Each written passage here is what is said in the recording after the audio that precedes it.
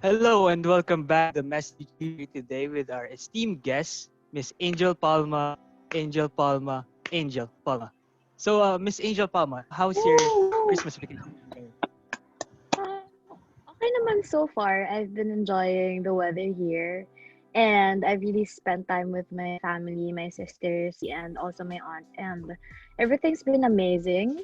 Like, I have this motto kasi na I always look at the better side of things or like the brighter side of things. So I don't dwell too much on the cons. So yeah, everything's been great. That is wonderful to hear. Although I miss you guys, but I don't think I'll see Ah, you sooner. So Nice, yeah. nice. we miss you too, man. You should come back here in the Philippines. What are you talking about? I'm here. Yeah, come back in the LSU. By that, well, baka by the time lumabas to, you're already back. Oh, true. So Yeah, that Yeah. is. now, I have a question for you. Narinig namin, well, matagal na namin naririnig na you have a long-term project that you've been doing, actually an invention that a lot of people know. So can you tell us a little bit about this invention of yours? Okay, so before I explain to you my invention, I'd like to like go back muna where it started, like where AirDisc started. So, back in high school, our school required us to have this research project, and it's part of a requirement for graduation. So we really had to do it. And I started working on this oven. It's called airwave oven, and while I was testing this product, kasi because of that oven then, I was able to go to Japan. It's my first international trip, and I was representing Philippine Science High School. So when I was testing the product, I saw at the end of the copper tube, because I used copper tubes um to measure the pressure and also control the pressure of the system. So when I was testing the copper tube, I saw that at the end of it, there was this cold air, and it was as cold as aircon. Siguro yung aircon na naka 20 degrees Celsius.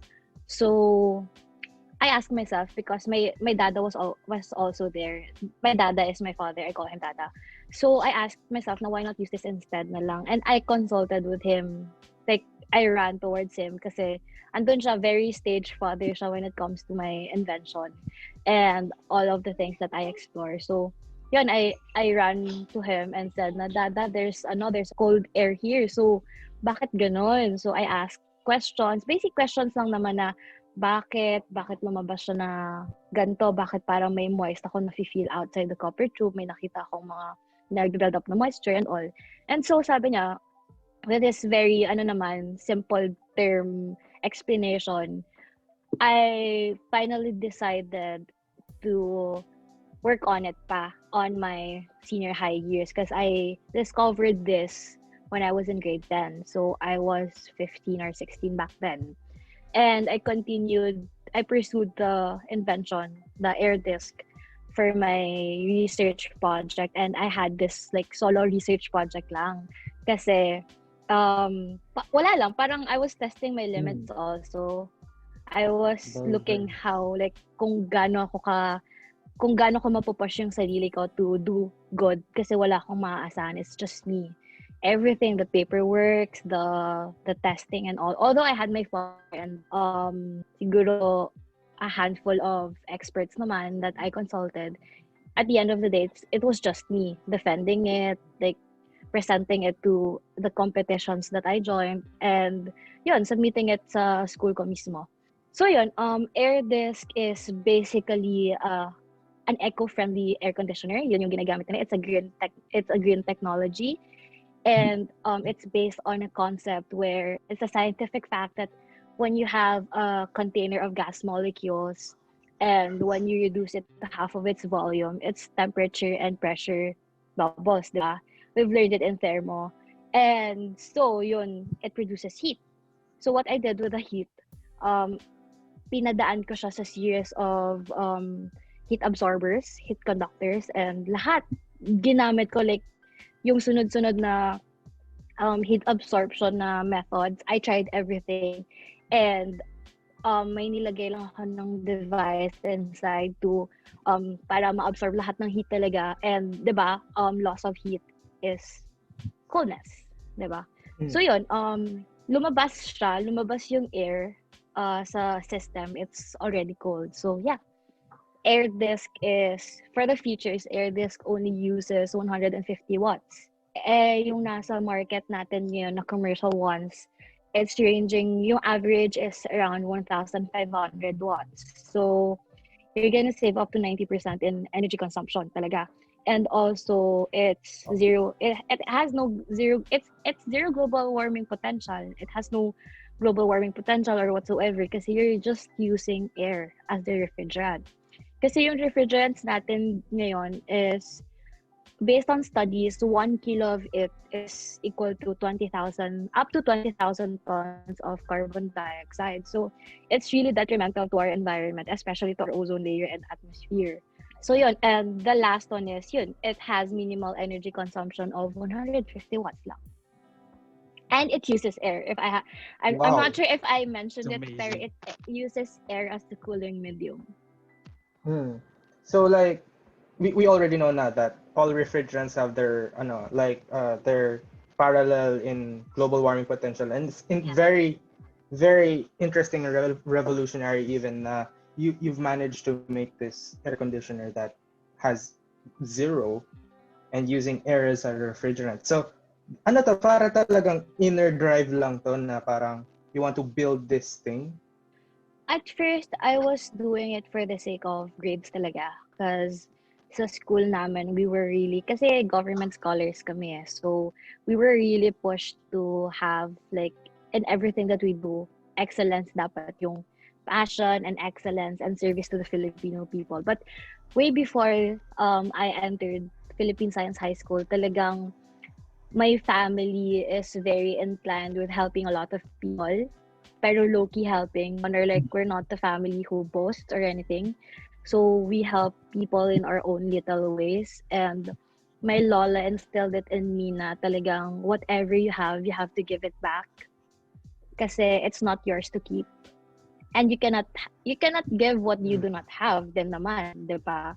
So whatever I have talaga, I owe it to other people. I pay it forward and all. So yeah, and siguro dan kasi at first nga talaga for grades lang siya, pero at the end of the day parang there were times na talagang I didn't want to push through with it, pero I always go back to my purpose na parang I'm doing it na lang. I'm doing this for the people that I will help. And also kasi yun nga, yung lola ko ay talagang growing up, I went with her sa piso, like sa prison, like sa jail, to every Sunday yun to do community charity and all. Mag-attend ng mass, tapos afterwards magbibigay ng pagkain and all, tapos meron pa mga charity na yung sa local, sa community lang. So talagang na-instill na siya sa akin na talagang magbigay sa ibang tao, and mas na-reaffirm siya when I was in high school kasi nga hindi naman kami magiging scholars if not for the Filipino people because we're using the taxes of the Filipino people. So yung may line kami sa pledge namin na we owe it to the Filipino people talaga. Our education, we owe it to the Filipino people. So talagang when it comes to a point na I don't want na kasi sa journey ko, sa experience kong nadaanan, talagang ang hirap sa part ko kasi I didn't know anything about the technical side of things talaga about air disk. Kasi I was, what? Grade 11 noon. I was 16 or 17. And although, yeah, scientifically inclined kami sa school, sobrang kinailangan ko pa mag one-on-one sessions with a technical expert, air conditioning expert na malaman ko yung basics ng air conditioning first para malaman ko din kung anong pwede ko pang ma-improve or mabago and kung ano yung pwede kong malagay sa design ko with air disk. And mahirap din kasi although there are already actually available materials, I had to go through with all of it. Like I went through with possible materials that I can use para sa air disc para ma-achieve ko yung coldness na gusto kong ma-achieve. Also, yung Actually, computations. I want to ask this. From your start prototype until now, like how many iterations na yun? Can I ask? So, Like how we many have iterations of your design? we have one working prototype. I started with one working prototype na miniature lang siya at first para lang ma-test if yung idea talaga is working. And So from there, concept, yeah. the concept. And then from there, we put it in a bigger, like, we pumped up the dimensions and all. Tapos, yung second working prototype ko, yun na yung in-iterate namin. Kasi, ang hirap if gagawa ka na naman ng bago. So, right now, I have two working prototypes. The first one is for yung miniature lang. And the second one is yung working na inaano ko talaga siya, pine-present and all, dinadala ko sa lahat ng as much as possible, dinadala ko siya sa conventions and conferences. Pero, yun nga, as I was saying, it's really hard if I do it again, like, with the same dimensions, especially because I don't have any funding from the government. Like, lahat ng pera is from Self-funded my... ka, Yeah, right? it's self-funded. My family talaga went all out sa pagfa-fund sa project and even my relatives. So talagang it was very tricky for me kasi although I wanted to make another prototype para makita namin yung difference, I wasn't able to because of syempre lack of resources na rin, and I didn't want to spend that much money para lang gumawa pa ng bagong prototype. So, I think from the start, siguro, more or less, nasa 500 to 1,000 iterations na. Like, including the small things, like the measurement, the linings, the materials. Siguro nasa around 800 to 1K siya, iterations. And even yung mga tornilyo, na yung screws, kasali yun doon kasi may hirap din na 'di ba parang we've already studied sa thermal also ngayon sa refrigeration na dapat sealed talaga yung components inside an air conditioner, and it's really hard na mahanap mo yung tamang dimension or like diameter ng isang screw. And so talagang up to the smallest detail, dapat mahanap mo yung swak sa component mo.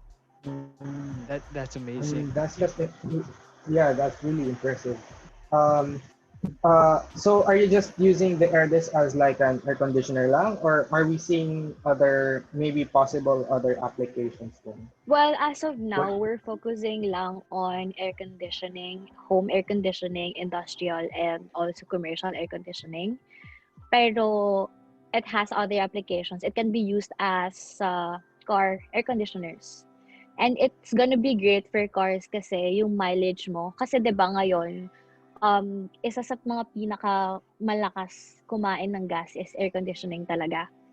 So, with air disc, hindi mo kinakailangan na masyadong, hindi siya makonsumo sa mileage mo kasi nga, yun nga, we're not using any chemical refrigerants. Eh, di ba, ang chemical refrigerants talaga kinakailangan niyang to heat up in a very, very fast manner. Pero yung pressure and temperature ng pag-heat up niya is very high also. Kaya ganun siya ka-effective, ganun. So with air disc, it takes time. It takes time. Pero yung maganda naman doon is you're not using any chemical refrigerant, as well as you're saving din with the gas and everything.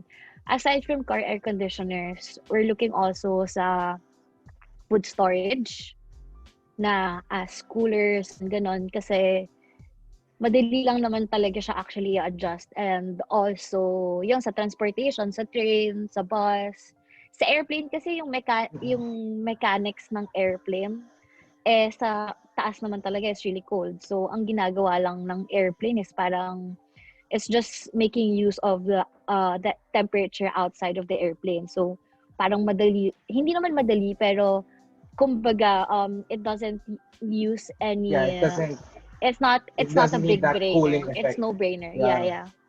So more on land talaga tayo, more on land-based usages siya.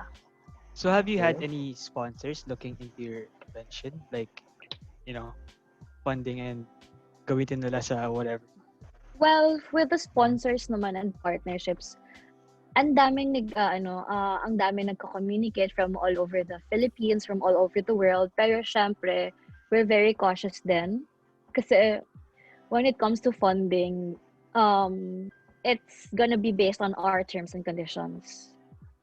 I'm not rushing anything. Although, at first, I really was rushing it na I want this out na agad.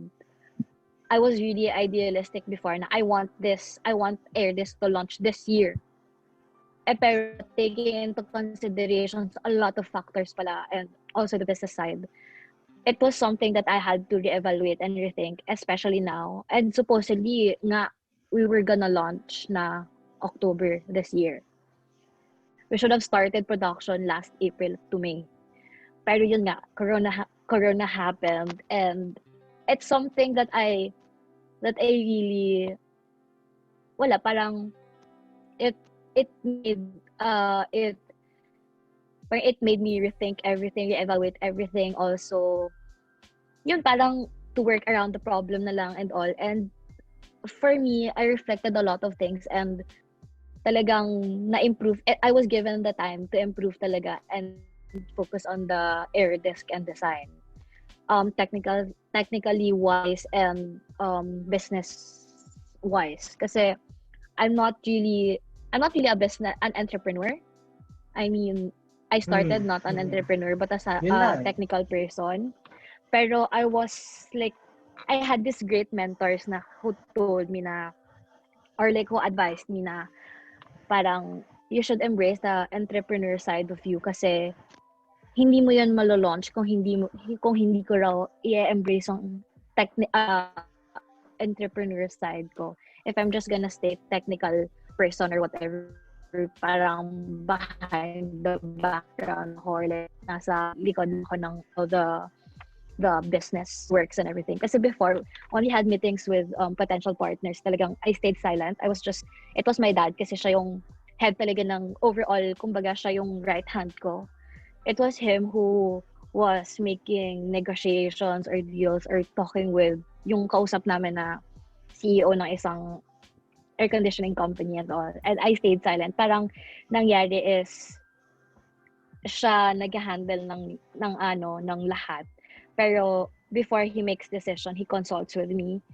And kapag ayoko yung parang nagiging flow na ng conversation, that's when I speak up. Pero ngayon, since I was also, ngayon nag-training ako with entrepreneurial organization ata. Entrepreneurs organization pala. It's an international organization for like businessmen. And dito sa Philippines, I was blessed to have mentors na nagpa-realize sa akin na kailangan ko talaga i-embrace yung entrepreneur side ko and the business and numbers side of things kasi kailangan kong hands-on ako para kung ano yung vision ko, yun din lumabas sa company ko. So yun, it's really hard kasi coming from like engineering tayo, parang na-shock with all the terms, the numbers and all. Pero may I'm really like into the knowledge na lang na nakukuha ko kasi yun naman parang all of us naman are thirsty for knowledge and there's nothing to lose naman if I learn this or that. So, you're really trying to be a very well-rounded na Yes, inventor. Yeah. that's what I'm really aiming for kasi wala parang kailangan mo with what's happening now, kailangan mo maging holistic ka and hindi naman dapat, pero I'd rather be jack of all trades than be a master of one lang. Parang para hindi ako nagmumukhang, alam mo yun, walang alam when someone is talking to me. Especially like a little bit sa of mga everything. especially when I'm being interviewed tapos ayoko yung nagmumukha akong hindi ko alam kung anong pinagsasabi ko. So before everything talaga, before I accept or confirm speaking engagement or interview, talagang I do my best. I do my research. I do everything. It's not like nagpapaganda lang ako or anything. It's really hard work and also courage kasi mahirap lalo na pag live yung interview. Like all of the eyes are on you. Tapos syempre hindi natin maiiwasan yung mga taong um they're not rooting for you. Also like syempre yung mga negative sides na yon. And yon, I was able na lang to, alam mo yun, to find my way, I guess, or like, parang isuppress na lang yung background noise na hindi ko naman kailangan. So, talagang mahirap siya, lalo na with, grabe yung anxiety ko before an interview. Tapos, like, speaking engagement, grabe as in, like, hindi ako nakakatulog yan. Tapos kapag may speech ako, even in my dreams, I hope you were. oh no, I hope you're not, okay lang. I hope you were. Yeah. With this naman, I know naman it's casual lang. Pero syempre, have you seen my interview with Tony Velasquez? Talagang chill ako, no? Pero ang lamig nung room as in. Tapos ganun yung damit ko. Tapos parang sabi ko, kaya the entire time gumaganon-ganon ako kasi hinahanap ko yung spot ko. Tapos sobrang I was trying to make myself comfortable and I mean, yung ma-feel ko yung init ng katawan ko kasi sobrang lamig. And on top of that, I have to answer like sunod-sunod yung questions niya, 'di ba? And I'm really happy and glad na I was able to experience that. And I'm very honored na ma-interview ni Tony Velasquez kasi siya isa siya sa mga pinaka magagaling na what do you call him? Like sa news, sa journalist na sa industry nila. Siya yung pinaka magaling. And if you've seen talagang his interviews with other people, then talagang straightforward siya. And kung anong gusto niyong marinig yun, tapos next question, tapos basta parang yung thrill. And looking at it now, when I watch my interview with him, parang paano ko yung nagawa? Sometimes it's the adrenaline na lang that keeps me going. Na kung anong sinasabi ko, lahat na lang yan na adrenaline rush. Pero before an interview, grabe ang anxiety as in. So I wanted to ask this actually. You mentioned a bit earlier. Have you had any bad interviews? Like, like I haven't had any bad interviews. Like I bad don't want experiences na lang. Yeah, sa interviews. I don't want to call it naman bad interviews or siguro I look at it kasi na it's something that I have something to learn naman na lang. It's not about the interviewer, the interviewer or the environment. Minsan kasi it's about the preparation talaga. The hardest part for me is the preparation. Kasi sometimes they do send me the questions in advance, pero when I'm reading, I don't know what to answer sa questions na yun. So, yung anxiety ko nagkikick in na sobrang anong sasabihin ko, baka mabulol ako dito or like that. Kaya, grabing when they do send me questions ahead, nagpa-practice na ako ng mga sagot ko. Talaga, practice na yan. Pero, may mga times din na although grabe na yung practice ko, iba pa rin yung nasasagot ko. Parang, alam mo yun? And when you're being interviewed kasi, sometimes I don't remember the question na. As in, like, ang dami ko nang sinabi, I'll go ask the interview na, sorry, what was the question again? Nawala na ako kasi sunod-sunod na yung train of thoughts ko eh. So, kaya minsan natatawa na lang ako na parang, oh my God, ano yung question? Ano nang pinagsasabi ko? Ang dami-dami ko nang pinagsasabi. Tapos yun pala, intro pa lang yun sa question. Pero, as of, up until now, parang wala naman akong bad experience with the interview itself. Maybe siguro nasa-stuck ako sa traffic and it doubles or triples my anxiety even more. Pero, pag andun na talaga ako kasi sa chair, usually, wala na eh. Parang, kung malamig, sige, malamig. Sige na, kasi kasalanan mo, ganyan yung suot mo eh. Pero, yeah, with with the interview itself, it's usually my adrenaline saving me. So, Angel, I have another question for you, man. Knowing all what you said and yung struggles now of making your invention and everything, what vision do you have for your invention for the future? So, um, like my close friends know me as someone really ambitious and talagang gagawin lahat para makuha kung anong gusto ko and what my dreams are, whatever. And sa family ko din, ako din yung, kilala din ako nila mama and dada as someone na talagang magagawa lahat para lang makuha kung anong gusto. So, eto, fingers crossed and praying to all saints and everyone, all souls in purgatory. Talagang gusto ko Air This could be a household name. Yan talaga. Not in the Philippines lang, but worldwide. It's like reaching for the stars or even the sun. Pero siguro with hard work and with the right amount of confidence. Kasi labanan dito, confidence talaga kung gaano kakapal yung mukha mo eh. Talk with other people. Especially those I know na who's the CEO na pala and may established career na. And me, as someone who's starting pa lang, isipin nyo, 21 years old. I even talk, siguro 19 years old ako when I started talking with CEOs. And I had this speaking conference na napapalibutan pala ako ng mga CEO, hindi ko alam. Kaya doon mo nagkaroon ng learning experience na malalaman ko kung sino yung audience ko. But yeah, going back to your question, I want Airdes to be a household name talaga. Para lang, it's not about making money then for me. It's about helping those who are really in need.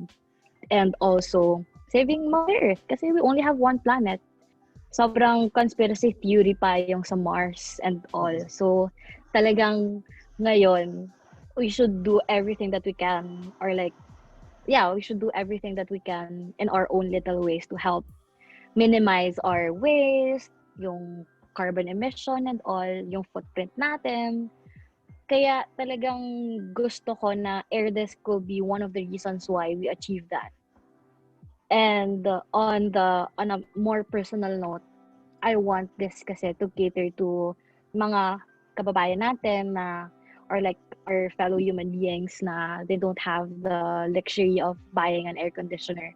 Kasi as of now, yung prices is around $1,000 US dollars to yung average is actually is $1,500 to $2,000 eh. So yeah, I want to cater to them na parang yun, pay it forward and syempre I want din na parang mag-ripple yung ripple yung acts of kindness na ginagawa ko.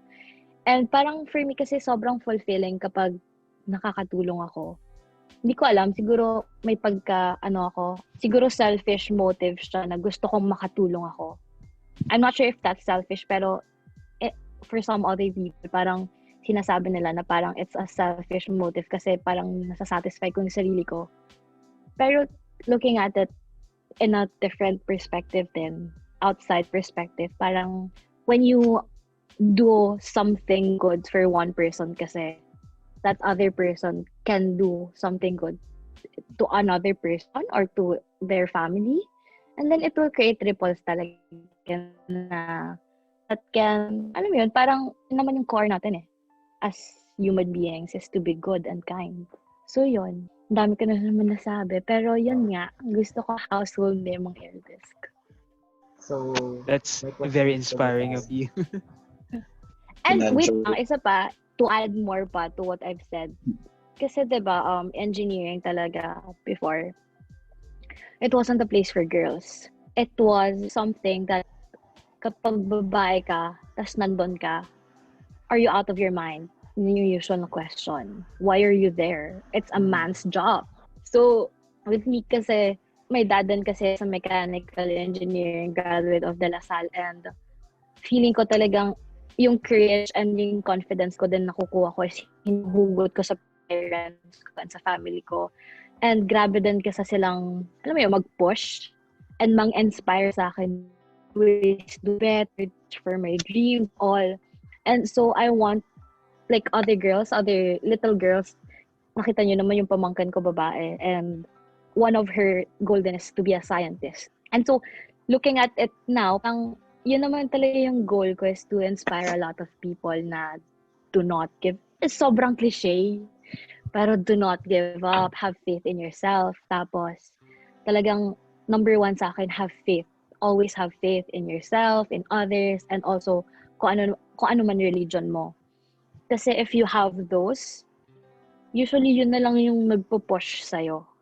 Yun na yung drive ko. Yun na yung nagiging parang kung gusto ko na mag-U-turn, yun na yung nakikita kong signal na lang talaga na to go straight pa. To go ahead and move forward with everything that I have. Siguro kahit nga magkanda, baon-baon na ako utang or what. Basta at the end of the day, or like, bago ako mamatay, gusto kong makitang mag-fly na si M.E.deas. That's really great. Wow, that's really That's very humbling. Is that it? May questions pa ba? Actually, we have one more. So, Angel, now that we're nearing the end of this interview, we want to ask you whether you want to who are the people or things you want to thank Oh, for acknowledgement. Acknowledgement. I have a lot of people to be thankful for, and also to thank them for helping me. Pero on top of my mind, I want to thank my dada for believing in me, and also my mama for being supportive. Kasi if it weren't for them talaga, I don't think I'd have the resources. As a student, I don't have the resources to push through with this. And siguro kung naging yung dada ko, makarinig ako ng words of discouragement coming from him mismo, siya nga yung source of inspiration ko, sila nila mama, I don't think I'd push through with it. Kasi yung dad ko, for me talaga, very wise siya. Siguro lahat naman tayo makikita natin na wise yung parents natin. Pero si dada, he's something else. Also, si mama din. Kaya sabi ko sa inyo, diba, pag sa interviews ko, tandem yan, si mama tsaka si dada. Si dada, he's focusing more on how I speak, what I said, the content, and all. May nakalimutan kang sabihin sa interview na to, bakit hindi mo nasabi? Next time, wag mo nang kalimutan, ganon. Si mama naman, she's more on the physical appearance. Like, syempre kasi kailangan presentable ako. I'm carrying myself. Yeah, I'm carrying myself in a certain way, and I have this, alam mo yun, parang, I don't want to call it that, pero it's like a branding na people will stick na that kind of clothing na mas parang magiging associated na siya with me, na when people see this, oh, they're gonna think of Angel Palma. So, yung mama and dad ako talaga, for me, it's a perfect combination when it comes to handling things, especially myself. Kasi sa kanila ko din sa family ko nakuha yung confidence ko. Bata pa lang ako, very, sinasabi na ng mga sisters ko. Kasi youngest ako of six kids, and we're all girls. So, talagang sabi nila, nabigyan na talaga ako ng time nila mama and dada to, siguro with academic-wise and sa upbringing ko talaga. Kasi sila sunuran, like, siguro yung mga gap lang nila is 2 to 3 years. Pero it's also nice kasi I also got it from them na yung pagiging empowered as a woman. Talagang kami, we look after each other, na yun, dun ko na experience firsthand yung women empowerment. It's from my sisters. And so I also want to thank them for being there for me, for kapag, alam mo yun, siguro on a personal side lang, like, yung mga, sa anxiety issues ko, sila din yung parang nakaka-comfort sa akin, nakaka-appease sa akin, na parang, okay lang yan, wag mo nang isipin, or yung mga words of encouragement. It's usually coming from them, and also words of wisdom. And I also want to thank my very first technical advisor and expert is si Engineer Joe Alcantara. Siya nag-overlook din ng tutorials ko and lessons with, yun nga, yung crash course ko with air conditioning. And I also want to thank my loved ones, relatives, my friends, my very close friends, my best friends, kasi they're the ones who really, when I was being bashed by people, hindi naman bashed, pero alam mo yun, parang, kasi babae nga ako, tapos bata pa ako. So, some people, some guys were trying to intimidate me na parang, alam mo bang pinagsasabi mo? Go back to your school, go, whatever. Pinagsasabihan pa ako ng thermodynamics something, and I'm like, okay, I don't know if that's just your ego or what, but okay, I'm giving you your, alam mo yun, parang, sige, that's your thing. That's your problem na. And that's, no, it's not really a problem naman, pero syempre, sa mga That's their successful opinion. people, yeah, it's their opinion. There's no one naman na who's on top na who hasn't or like experienced any bad, hindi naman siya bad people. Parang negative experiences.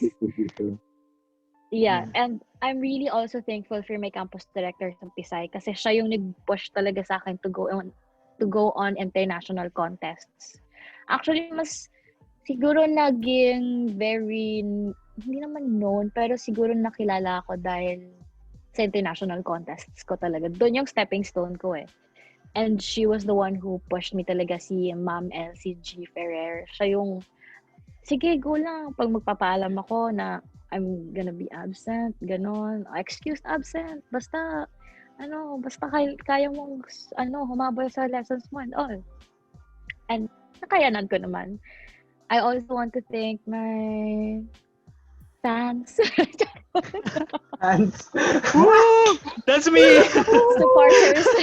De, joke lang. Ano ba? Hindi. Gusto ko lang magpasalamat sa lahat na nagsusupport and who believes in me. Like, talagang truly believes in me na walang kaetsosa, walang kemerut. Tapos, yun, kasi they believe in something revolutionary. Pwede din, like, hindi sila nagbe-believe sa akin, pero they believe in the technology. That's also something that I'm very grateful about. Kasi sometimes, it's about me. It's about AirDisk. So, yeah. And syempre, I want to thank God. Kasi, yeah, amen. Kasi hindi ko talaga to makakayanan kung hindi ako sturdy sa faith ko or like firm with everything. And syempre, thankful ako kasi sa dami-dami ba naman tao, ako pa. Parang yun na lang, parang bakit ako? At first nga, sinasabi ko, bakit ako? Nung mga nakakarinig na ako ng mga negative, tini-question ko na siya, bakit ako? Bata pa lang ako, tapos ganyan na yung mga sinasabi nila, bakit? Pero yun, I learned a lot, especially life lessons. And I wish I could share it with you na i-USB ko sa akin, tapos i-share ko sa inyo. Pero now, all I can say is there are some things that you really have to go through or experience kasi it's for your growth. As in, like, it's really for your growth. Hindi mo madadaanan yan or hindi yan ibibigay sa'yo or mape-present yung challenge sa'yo kung hindi mo naman kaya. Kung alam ni God na hindi mo kaya. Kasi parang, grabe naman, hindi ko nga kaya, bibigay mo sa akin. Talagang, ang daming, sa acknowledgement lang naman, gusto mo, basahin ko na lang yung research paper ko. And siguro for the future, future of AirDisk, I'm thankful for the partners or like the partnerships I will be establishing with companies. Kasi ako naman talagang mabait akong tao. Naive pa ako, idealistic pa ako. Kaya I have my data and my advisors. Pero for me, as long as the company and I share the same values, the principles, go ako. Kasi mahirap if they don't share the same values or principles as you. Mahirap yan, as in, grabe. Kasi ako parang nag-binge watch ako ng documentaries ng mga, businessmen na kung ano sila before and ganon. And one thing na nakita, parang similar sa lahat sa kanila is, it was the right people believing in them. And yung common trust na established sa partnership mismo. And yun, parang wala naman ako na-miss. Thankful ako sa Lasal kasi they've given me the opportunity and they're supporting me all the way talaga. Lasal, my school, like Philippine Science High School also, Bicol Region Campus. Actually, hindi ko na-expect sa Lasal na ganun yung klaseng support na makukuha ko sa kanila. Pero I'm really thankful for it kasi although wala naman akong hinihingi pa or anything, I'm just really thankful na nasa Lasal ako kasi dream school ko din siya. Okay. Yeah. I feel like wala na tayong questions, guys. No? Wala na ba? I think that concludes it. Yeah. Angel Palma, everyone. Thank you, Thank you, everyone. Angel. Thank you you very for much. having For me. taking your time. Thank you. Of course Yes. naman, Thank anything you for for taking mess. the time for... Anything for mess. Thank you also for mess. Yeah. Actually, kaya ako nag-JO sa mess kasi gusto ko na maging part officially of the family. Although I'm part of it naman na, pero parang may mga inside jokes kasi kayo na hindi ko nagigets eh. So, okay, ayoko ma left behind. Gusto ko malaman yung mga inside jokes nyo. So, I'm doing this for Alvin, by the way. Wow. Iced coffee ni Alvin. Nako, yan na. Nice coffee ni Alvin. Pero kidding aside, thank you talaga for having me.